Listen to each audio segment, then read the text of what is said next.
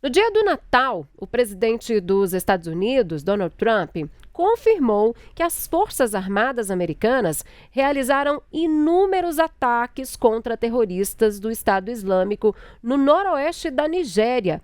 Segundo Trump, a ofensiva teve como alvo integrantes do grupo extremista acusados de atacar cristãos no país africano.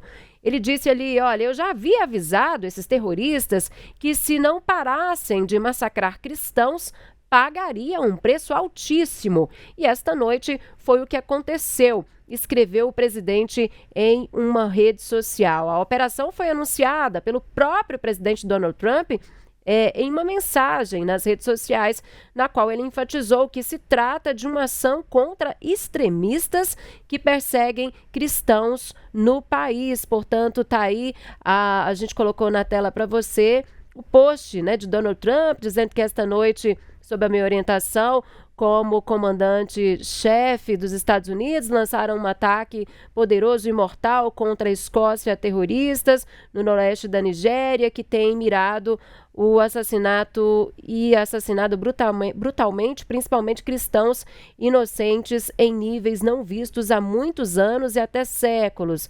Já avisei estes terroristas anteriormente que, se não parassem o massacre de cristãos, haveria um inferno a ser pago esta noite, e esta noite houve. O Departamento de Guerra executou inúmeros ataques perfeitos, como só os Estados Unidos são capazes de fazer sob minha liderança. Nosso país não permitirá que o terrorismo islâmico radical prospere. Que Deus abençoe nosso exército. Desejou ali Feliz Natal a todos, incluindo os terroristas mortos, dos quais haverá ali muito mais a continuar o massacre cristão, muitos, mas se continuar o massacre de cristãos, está aí o post, portanto, de Donald Trump.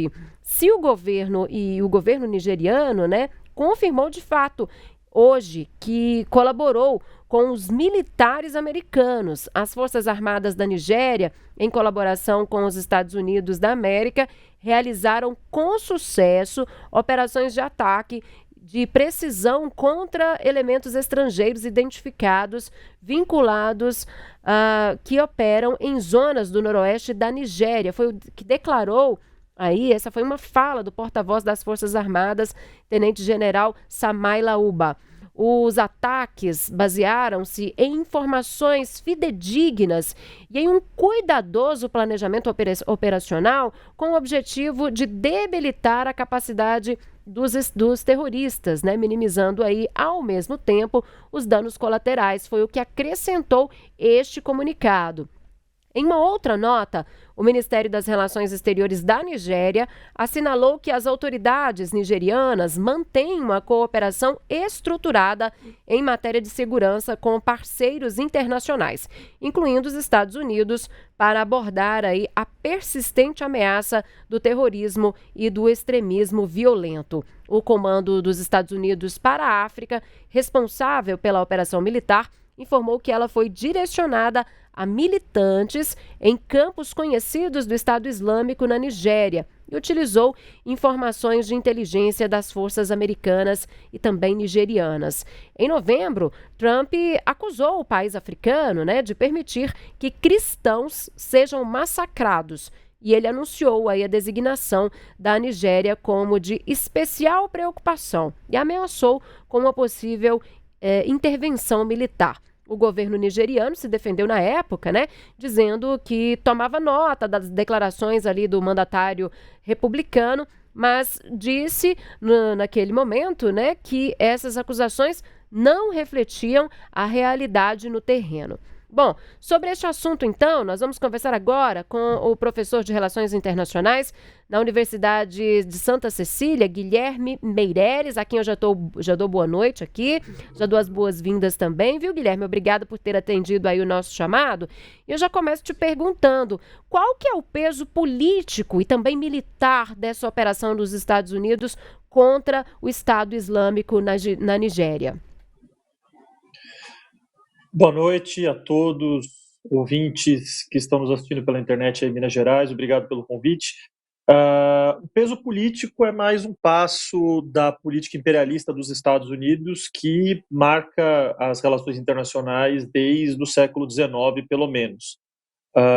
E também é mais um capítulo que a gente vê em relação ao processo de descolonização da África, que se dá no século passado, na década de 40, se a gente for pegar o caso da Nigéria, e que tudo que a gente está vendo agora é um efeito daquele processo de descolonização. Então, por exemplo, no caso da Nigéria, era uma colônia britânica que foi dividido pela Inglaterra, aonde a maioria de cristãos ficou ao sul do país e a maioria de muçulmanos ficou ao norte. E desde então, dos anos 40, aproximadamente 46, esses dois povos lutam entre si. Então, o que os Estados Unidos estão fazendo agora é, por meio de uma estratégia militar, violando a soberania de um outro país, para garantir os seus próprios interesses dentro dessa questão de conflito étnico e religioso. Por mais que o Donald Trump diga que o que ele fez é para proteger os cristãos que vivem da Nigéria, os dados que a gente tem acesso mostram que os conflitos eles não são necessariamente por causa da religião que está acontecendo agora, mas o que está acontecendo é uma briga de muitas e muitas décadas. Por que os Estados Unidos resolveram intervir agora? Tem várias questões que a gente pode levantar como hipóteses. A mais provável é a Nigéria é um dos principais exportadores de petróleo do mundo, e a gente sabe que o petróleo ainda é uma peça-chave para os Estados Unidos, ainda mais nesse momento agora que os Estados Unidos estão com essa questão toda com a Venezuela, que até pouco tempo era um grande fornecedor de petróleo para os norte-americanos. Então, isso me parece que tem muito mais a ver necessariamente com o petróleo do que com a proteção dos direitos dos cristãos, como o Donald Trump fala. Pois é, o Donald Trump fala ali, o discurso dele, né, afirma veementemente que os cristãos estão sendo massacrados. Como que, na sua análise, essa fala dele repercute no cenário internacional? Eu acredito que no cenário internacional não tem um peso muito grande, porque os dados concretos mostram que não há necessariamente um massacre de cristãos e não de muçulmanos. Os massacres são dos dois lados. Se a gente for pegar os dados, assim, se a gente pegar de 2020 até agora, são aproximadamente 20 mil mortos. E esses dados não mostram que a imensa maioria são de cristãos. Então, é um discurso muito raso falar que a invasão é necessariamente por causa da proteção de cristãos. Isso é mais uma mentira inventada pelo Donald Trump, que ele se utiliza desse tipo de narrativa para governar. Isso desde o primeiro mandato dele, a gente sabe. Mas o que chama atenção é que eu citei o caso do imperialismo americano, mas nesse caso foi com autorização do governo da Nigéria, o que faz com que seja algo até talvez mais grave, né? Porque você vê um país dando sua soberania para outro. Os Estados Unidos não vão simplesmente invadir a Nigéria e depois, assim, como se estivesse fazendo um favor para os nigerianos. Nas relações internacionais não existe isso de favor. Então, se eles estão fazendo isso agora, é porque depois eles vão querer algo em troca. Ainda mais quando a gente fala de Donald Trump, que é um negociador nato. Então, eu acredito que esse discurso de perseguição a cristãos que acontece na Nigéria, no cenário internacional, não vai ter um peso muito grande, da mesma maneira que, da mesma maneira que no cenário internacional, o discurso de que apenas judeus são perseguidos ou de que apenas palestinos são perseguidos também não pauta o cenário internacional. As perseguições, elas são dos dois lados, quando a gente fala especificamente de Oriente Médio, que é esse exemplo que eu estou dando.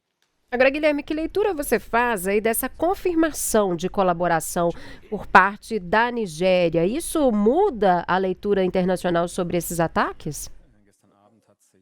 A leitura que eu faço é de que isso é algo muito grave, né? Dentro das relações internacionais, a gente tem como principal conceito o conceito de soberania, que a soberania de um determinado país ela é inviolável. Então você pode me dizer assim, tudo bem, mas o presidente do país permitiu os ataques nos Estados Unidos, mas ele pode até ter permitido, mas ele está lidando com a soberania de um país que é muito maior que ele. Uma coisa é o presidente, uma coisa é o país que continua, né, depois que o presidente deixar o mandato. Como eu disse, os Estados Unidos não vão apenas lá bombardear e vão embora. Essa possibilidade não existe. Então, quer dizer, o presidente atual vai deixar o mandato, mas a interferência norte-americana vai continuar. nos próximos mandatos. Então, assim, o que o presidente da Nigéria fez foi basicamente leiloar a sua soberania por motivos internos. Para ele, claro que uma guerra civil entre muçulmanos e cristãos não é uma coisa interessante, mas daí você pedir o apoio a uma potência estrangeira, no caso, a principal potência econômica, militar do mundo, é um passo muito maior, né? Um passo muito mais grave se a gente pega no que pode acontecer daqui para frente, né? Agora, Guilherme, há risco aí de que outras potências possam atuar militarmente nessa região? Eu acredito que não, porque no caso da Nigéria a gente vê que quando a interferência dos Estados Unidos já se consolida, e de novo a minha leitura ela é mais baseada no petróleo do que em qualquer outra coisa. Então quando a gente vê os Estados Unidos já fincando raízes ali, dificilmente a Nigéria vai ser um país que vai chamar atenção a este ponto. Eu não vejo a China intervindo, eu não vejo a Rússia intervindo, eles têm outras prioridades. Quando a gente fala de interferência estrangeira, a gente está falando de potências, né? Então, para pegar aqui, de potências militares, a OTAN, naturalmente, é um aliado dos Estados Unidos, não vai intervir. A Rússia tem o seu problema com a Ucrânia. A China tem uma série de questões comerciais, tem a questão militar com Taiwan, que é prioridade para eles. Então, em volta da Nigéria não tem uma outra potência militar, econômica, que possa ter algum tipo de participação. Então, é praticamente impossível que qualquer outro país faça uma interferência militar na Nigéria atualmente. Para a gente encerrar nossa conversa, Guilherme, na sua avaliação, quais devem ser aí os próximos passos, os próximos desdobramentos desse episódio, hein?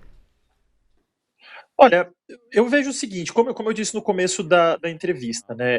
O que está acontecendo na Nigéria agora é muito menos relacionado com o massacre que acontece agora em 2025 do que com o cenário macro. Como eu disse, a independência da Nigéria é lá dos anos 60 e o processo de descolonização é lá dos anos 40. Né? Para não dar a data errada aqui, vamos dizer assim, o processo todo de colonização, independência e das lutas que consolidaram a República Nigeriana, a gente vai aí dos anos 40 aos anos 60, para também não passar uma data errada. Então, quer dizer, é algo muito macro, né? Isso é um processo que é parecido com outros países da África também. Isso não é uma questão apenas da Nigéria. O que aconteceu durante a Guerra Fria?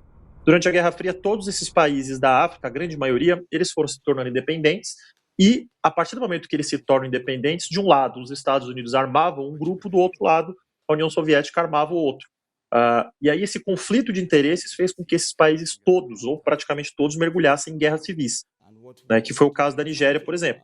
No caso da Nigéria ainda tem essa questão étnica, né, que, como eu falei lá dos anos 40, que a Inglaterra, na hora que separou o país, ou melhor dizendo, na hora que a Inglaterra unificou o país, colocou dentro do mesmo país cristãos ao sul e muçulmanos ao norte, que são dentro das religiões islâmicas e dentro da religião cristã, dentro da religião islâmica e da religião cristã, são algumas etnias que historicamente se odeiam, que historicamente fazem guerras. Então, quando você coloca esses dois povos no mesmo país, naturalmente que esse conflito não se resolve de um dia para o outro. A gente vê, de novo, no Oriente Médio, entre palestinos e judeus, que é um conflito de 2.000 anos. Então, assim, os Estados Unidos invadir, matar meia dúzia de terroristas do Estado Islâmico não resolve o problema macro. É a mesma coisa que você invadir uma favela, por exemplo, e matar 10 traficantes. Você erradicou os traficantes ali, mas o problema é infinitamente maior do que isso. Não vai resolver o problema do tráfico em si, né? O problema é muito mais macro do que apenas invadir e matar um ou outro terrorista do Estado Islâmico. Tá certo. Guilherme Meireles, o Guilherme é professor de Relações Internacionais na Universidade de Santa Cecília. Guilherme, mais uma vez, muitíssimo obrigada, viu, por estar conosco aqui no Tempo News de hoje. E já aproveito para desejar para você aí um feliz ano novo, um feliz 2026. Muito obrigado, desejo mesmo a todos que nos ouvem.